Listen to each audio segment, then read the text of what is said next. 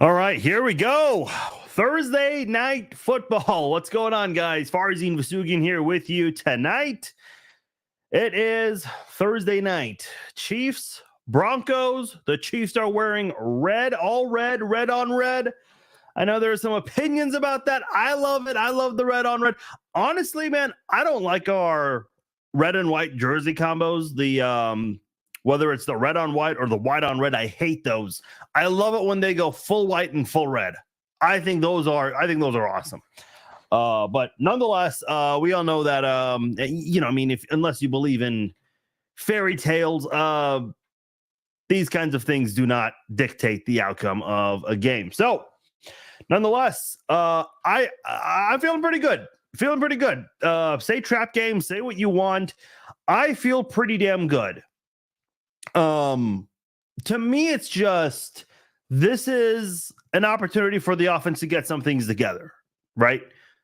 Denver's awful in everything. They are last place in nearly every category. I mean, they're last place in total defense against the pass, and I think points allowed per game. Why am I saying I think points allowed per game? That's a fact. That doesn't even need to be fact checked. They're fourth worst against the run, so they're pretty much bad at everything. This is not a football team that has a lot going for them defensively speaking. They got a couple highlights on this defense. Maybe Kareem Jackson, maybe Pat Surtain the second. Like one or two guys up front on that defense. That's it. That is all with this defense. This is an opportunity for Patrick Mahomes and this Chiefs offense to get some things down and unleash. I mean, go off on this Denver team. Now, do I think Mahomes is going to go over 267.5 yards, which is what I think the betting line is? No, I actually took the under on that one because I think they're going to take Mahomes out early. Listen, and I know this was brought up earlier this week on local radio. Mahomes, he tends to wobble a lot every game. Like every game or every other game just feels like he takes a hit where he kind of limps around and is hopping around trying to shake it off. No pun intended there. So I don't know. I get a little nervous when he does that kind of thing, and it kind of makes me think that the Chiefs are going to take him out, kind of like how they did in that Chicago game. They took him out early in the middle of the third quarter. Kelsey got the touchdown. Everyone went crazy, and the backups came in. So I think it's going to be something like that, where they will score a lot of points, get the starters off the field, let the backups get in there, and I think they can get a couple touchdowns. I think the Broncos offense will get some scores late in the game. But in general, I just don't see a challenge in this one. I know the Broncos are a top 10 scoring team. Okay, I sure, top 10 scoring team. But when you are watching the games, and I watched all the Broncos games, the condensed version of those games earlier this week, I'm just not seeing a prolific type of offense. I don't see a top 10 offense. I don't see an offense that goes out there and makes you worry, makes you concerned about your team's defense. The Chiefs defense is not going to let them roll over. The Chiefs defense has done a really good job the past couple of weeks. Been in a couple of battle-tested games, too, against the Jets unexpectedly.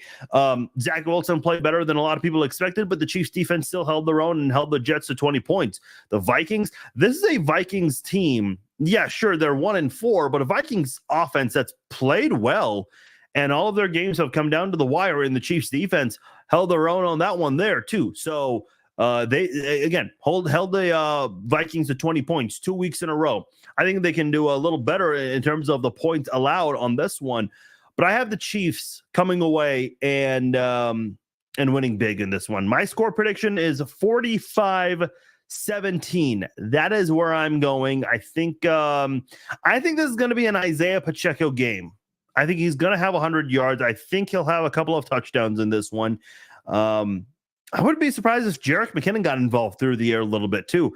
In fact, I think his over-under for receiving yards was 11.5. Man, that's just one solid catch right there. So some easy money for me tonight, in my opinion, for those of you who do that kind of thing.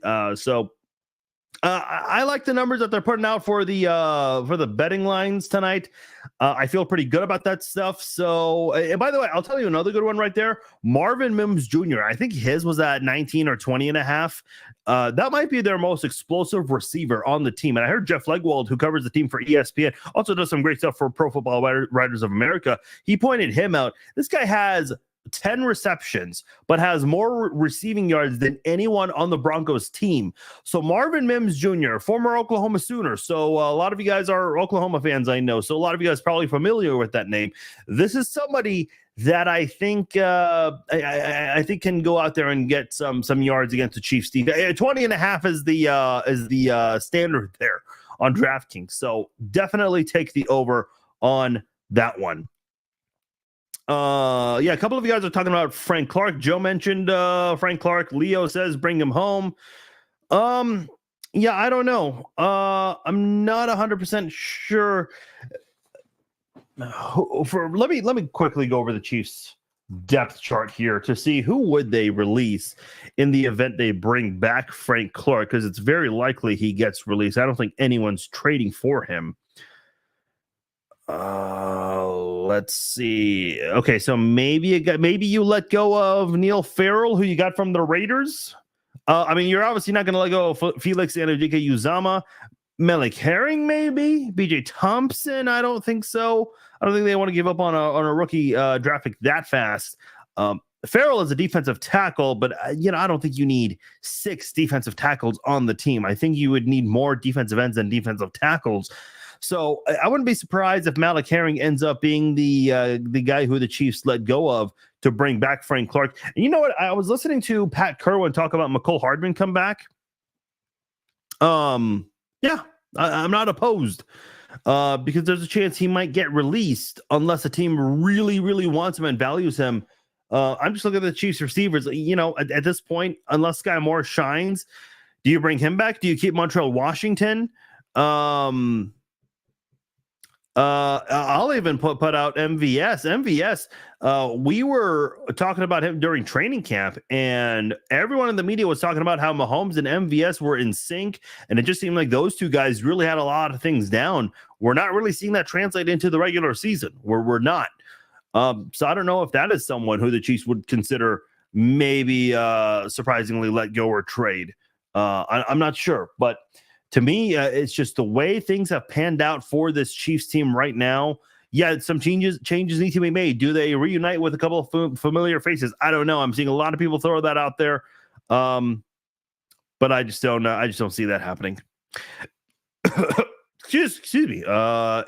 Kevin says they are awful, but they'll play tough tonight. 15 straight gives them motivation, and division rivals tend to play tough. Yeah, I mean, listen, division games are generally tough games. I just don't see this being a tough game. I really don't.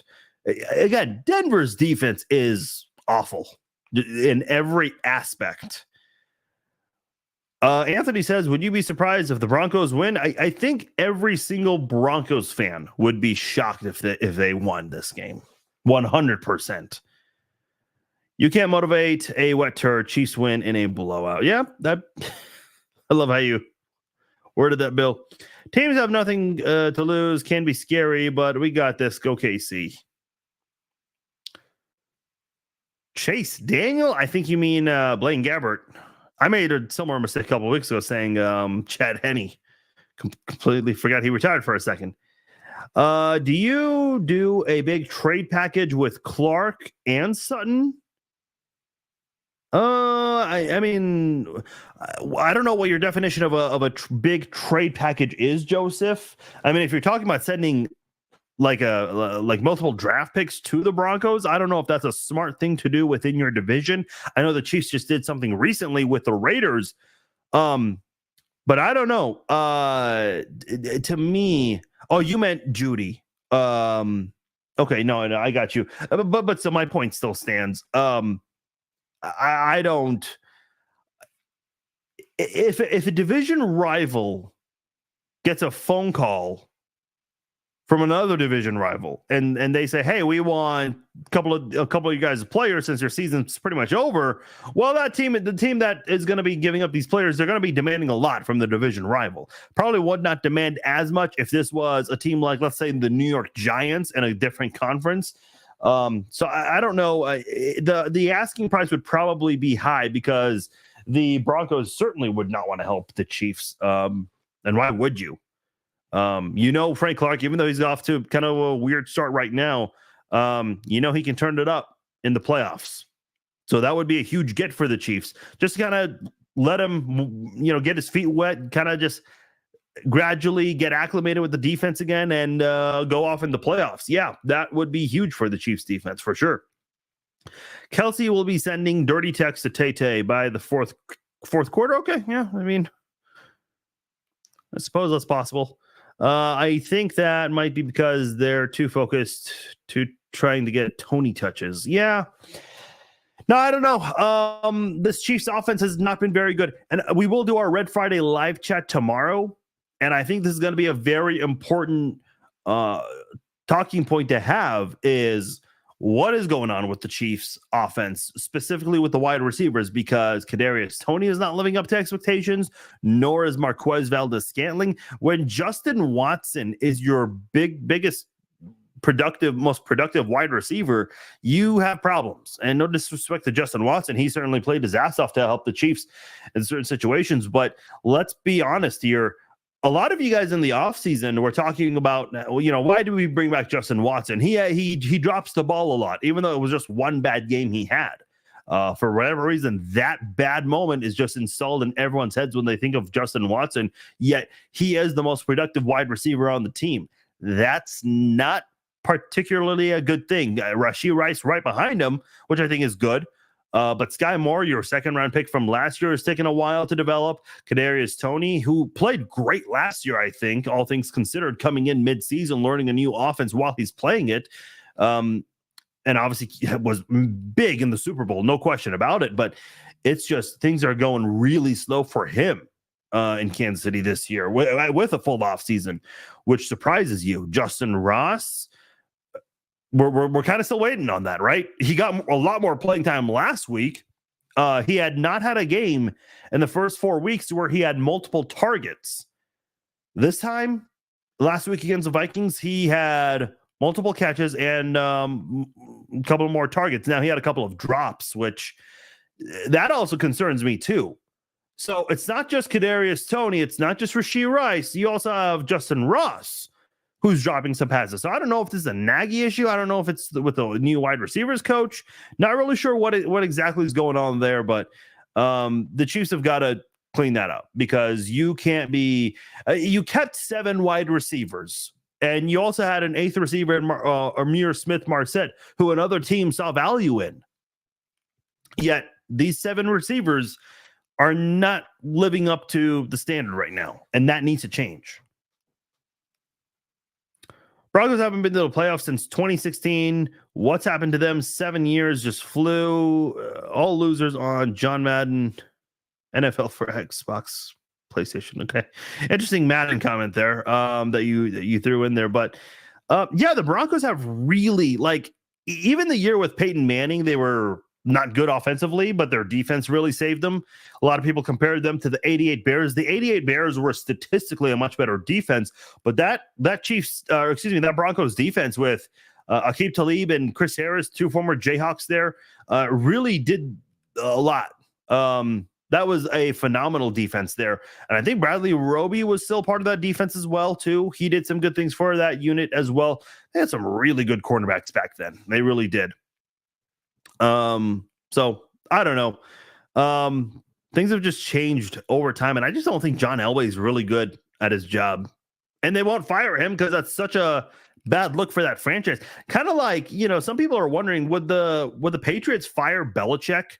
Because the fear is if you fire a 6-time Super Bowl winning coach, it'd be a horrible look for your fan base, and that a lot of people might fall off the fan base for that move.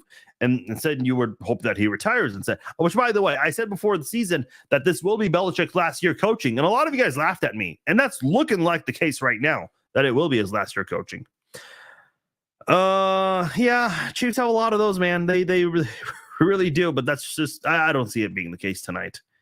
Yeah, it is windy. It is windy. It is windy indeed, Marcus. Yeah, I think I saw a tweet or a post, whatever you want to call it, moments ago, where winds were at 20 miles an hour, and Butker nailed one from 58 yards. So, yeah, we'll see what they do. I think that if they focus on Rice more and MVS and not trying to force Tony touches, I think it will open up just a little bit.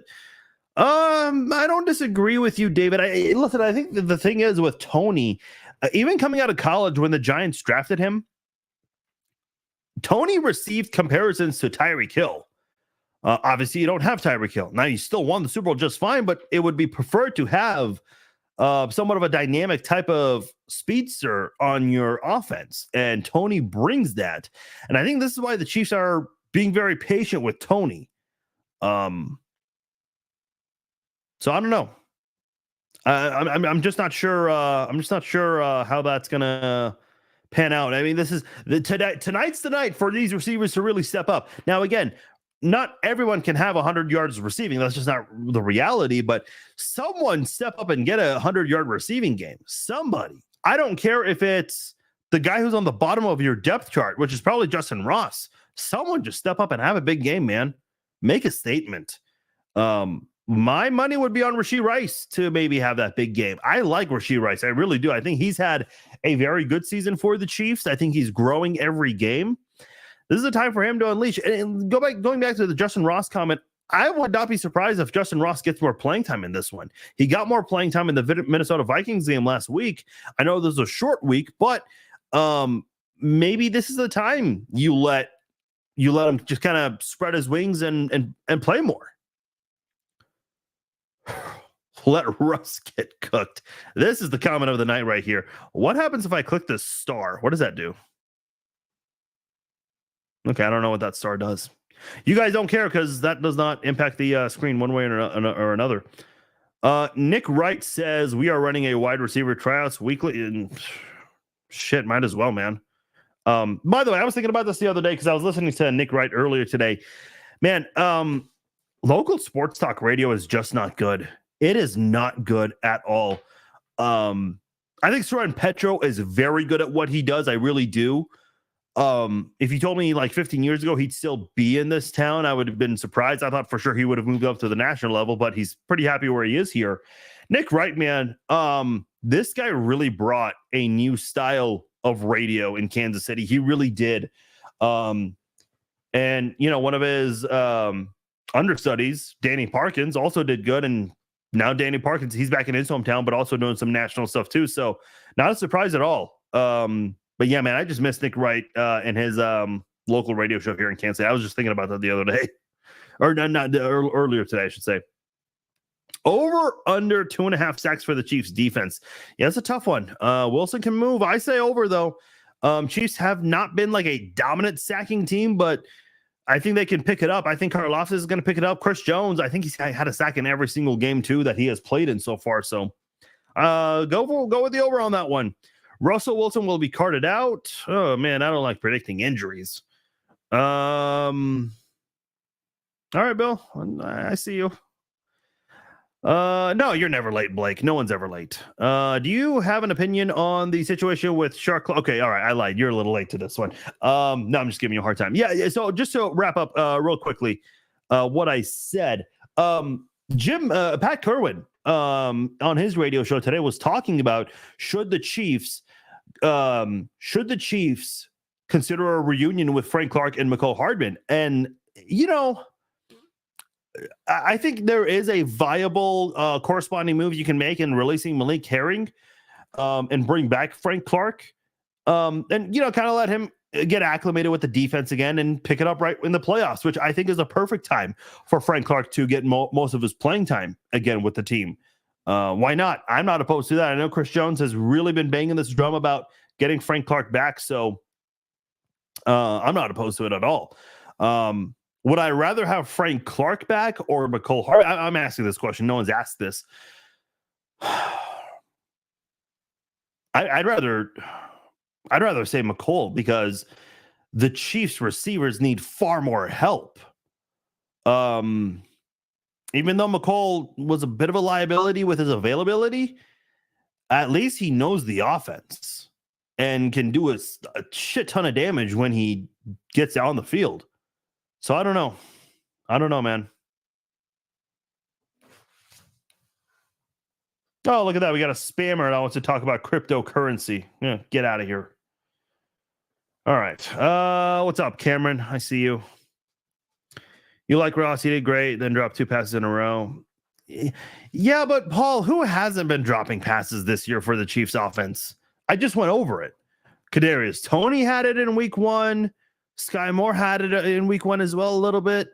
Rashee Rice had it in the Chicago game, I think, and even in the preseason finale. And now just sort of like, again, I'm not excusing that for the receivers, but it kind of does make me wonder, is there a coaching flaw here that needs to be addressed? I don't know. I'm asking. I really don't know the answer.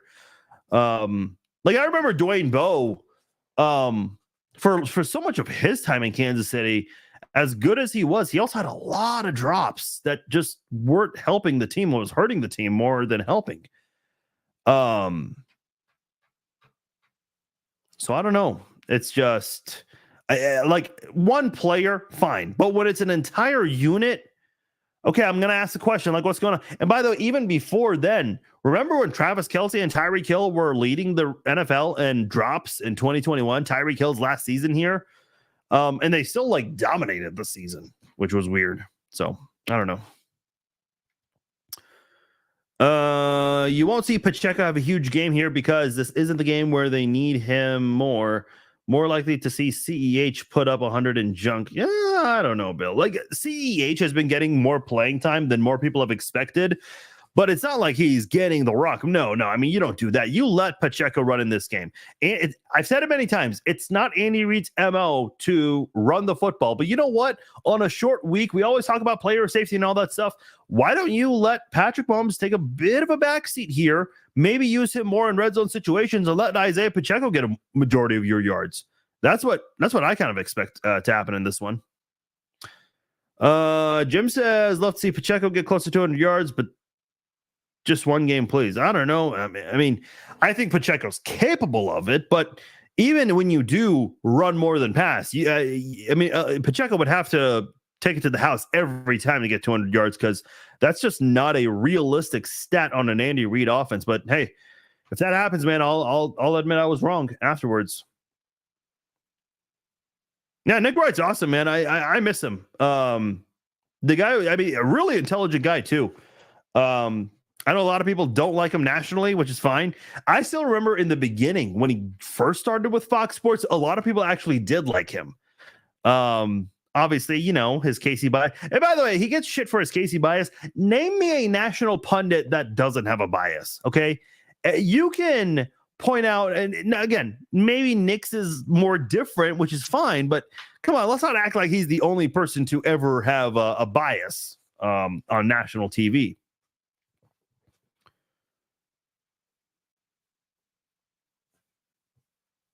Yeah, I get that, Kyle, but you know, when it's adding up, though, it's kind of like, okay, what's going on here?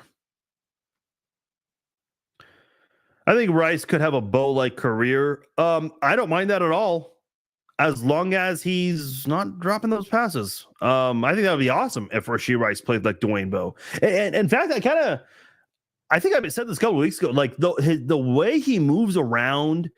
His physicality kind of does remind me of Dwayne Bowe. Dwayne Bowe was like a wide receiver mismatch, like it was size wise against a lot of cornerbacks. And I miss that in him. And I wish we had Dwayne Bowe in this offense because, man, I think he would have thrived more and had more success, potentially would have had, you know, more first team all pros. But that's just the way the dice rolls sometimes. We can't do that. The pass is in your lap, not Mahomes or coaching. I don't know what that means, Paul. I don't know what that means.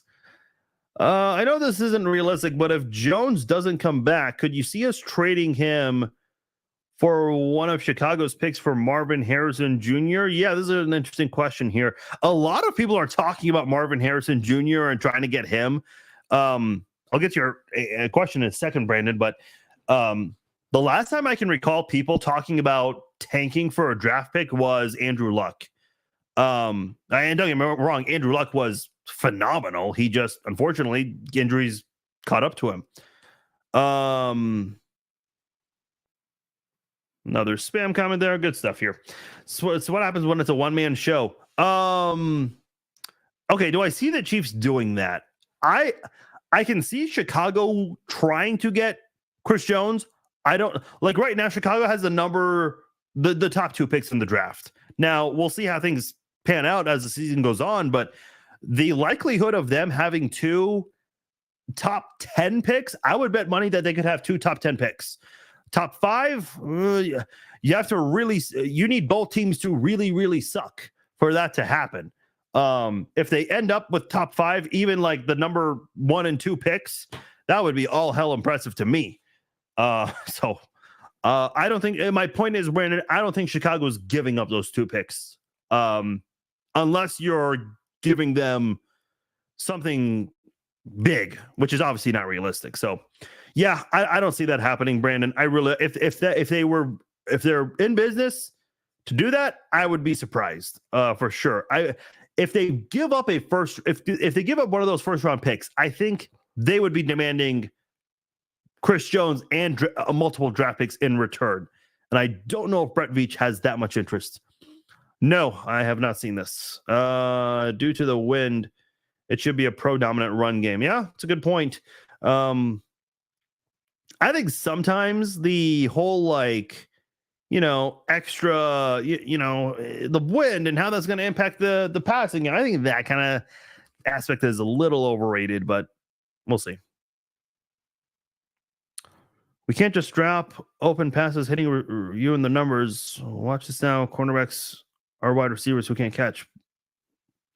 Well, yeah, quarterbacks. I mean, the quarterbacks are quarterbacks for a reason. Like when they drop an interception, you're kicking yourself, but it's not going to be it's not going to be on the front page of the Kansas City Star. Like it's not going to be a big story. Now, unless the defensive back is dropping every single potential interception in the hands, like dropping them. Yeah. Okay. That might be different. But no, I do agree with you. The receivers cannot afford this. This could seriously cost you a playoff game. I don't disagree one bit. I think that's what you were trying to say with your previous comment, Paul. If that's what you're trying to say, yeah, I agree. This could be the Achilles heel for the Chiefs in the playoffs. You don't want that. And listen, you look at any team that's won a championship in any sport, they always have certain flaws, certain weaknesses, certain struggles leading up to that championship win. But man, dropping passes with your 7 wide receivers, that's not gonna win you. That's not gonna win you a championship. No. I think he was talking about when he was shutting down Jerry Jeudy's ego. I remember Shannon Sharp and Jerry Jeudy going at it a while ago. That was interesting. A couple more here. And I am out.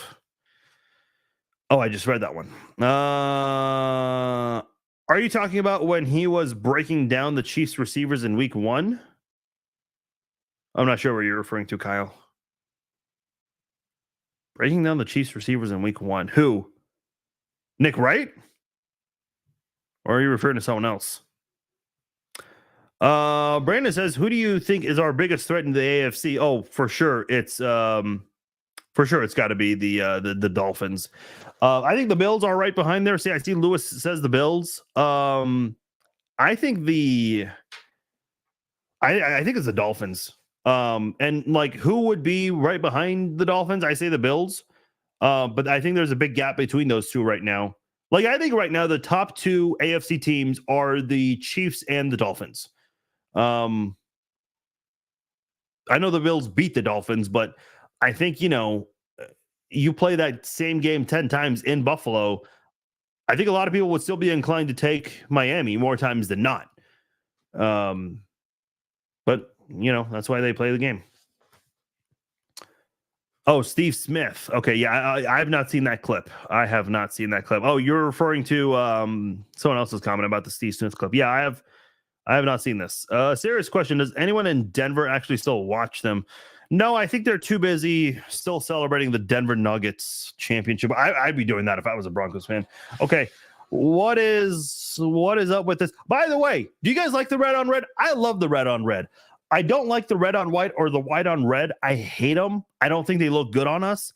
But when the team wears all red and all white, I love it. I really do. So I'm glad we got the red on red. My mom, who's like the fashion police, just texted me. Hold on. I don't know how my mom finds this shit, but she does. She's like she's like a Facebook stalker, but the Google fashion stalker. So if you guys saw Patrick Mahomes coming in, this was the shirt he was wearing. My mom found it online for $750. What is this? Like, what do you see in that shirt that makes you say, oh my God, I want that shirt? What is that?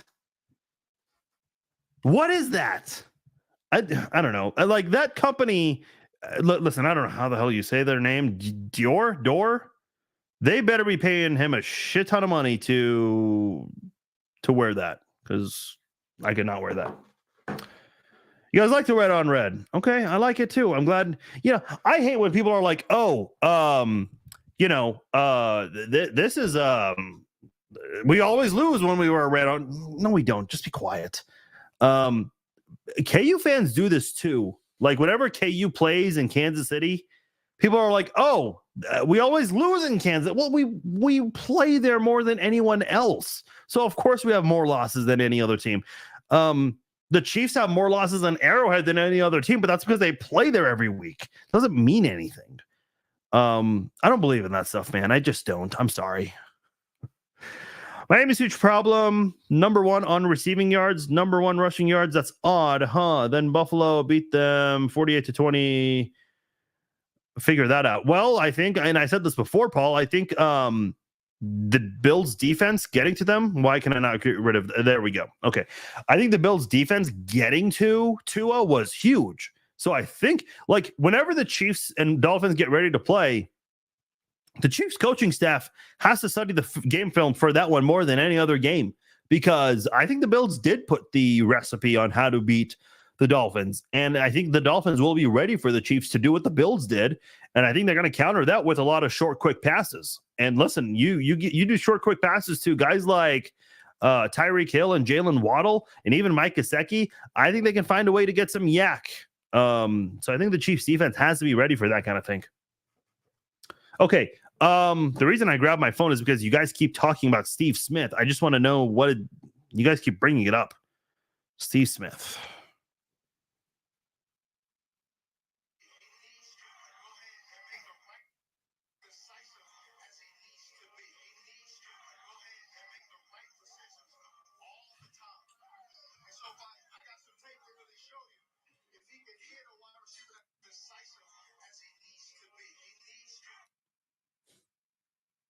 I mean, obviously, Jerry. Okay, so for those who have not seen it, Jerry Jeudy, is this NFL Network? Yes, this is NFL Network. They are in Arrowhead right now as fans are coming in. And listen, if you're Jerry Jeudy, you can't be blind to miss this. He clearly sees there's a broadcast crew right there, and he's just being a dickhead. I don't understand people who feel the need to like. I've seen. I remember at KU when I was a student there. Someone from not Lawrence's TV station, but from Kansas City, one of the TV reporters was there. Someone felt that they need to like start doing weird backflips in the background. Like, what are you doing, man? Like, leave them alone. They're trying to do their job. You're not gonna go like the whole, dancing in the far background of a reporter thing is old. Like, you're not gonna go viral for that shit. That's happened way too many times. You guys like red on red? Yeah, but see, Natalie, I don't believe in that stuff. I just don't. I think all of that is a major coincidence. I remember our very first time wearing red on red. We won. Does that count? Last game, the broadcast made 16 references to Taylor. Would you take the over or under? Give me the. Why is this comment not showing up? Okay. I promise I'm not making up comments here. Anyway, I say over. There we go. Yeah, now I told you guys that comment was there. On an Amazon Prime call, take the over. Yeah, this is the last game that where he is serving the suspension, Dan. So he is coming back really, really soon. Yep, it is 6 games. Yeah, you're right, Bill. He's coming back soon. Okay. All right. I am out of here, guys. Hey, guys, awesome pregame live chat. So thank you all of you who joined for this one here. This was a little longer than our traditional pregame live chats, I feel like. I don't know, 35 minutes and counting. So come back at halftime. We will do our halftime live stream. We'll recap the first half, and then after the game, we will be doing our post-game live chat. That coincides with the Chiefs Zone podcast. So if you guys haven't done so already, please subscribe to the podcast. Hit the subscribe button. We're everywhere: Apple, Spotify, YouTube, on here as well. So if you want to catch a video version of that at a later time, you can do that as well. So please subscribe to the podcast. Until then, I will talk to you guys later. Enjoy the game. Let's go, Chiefs.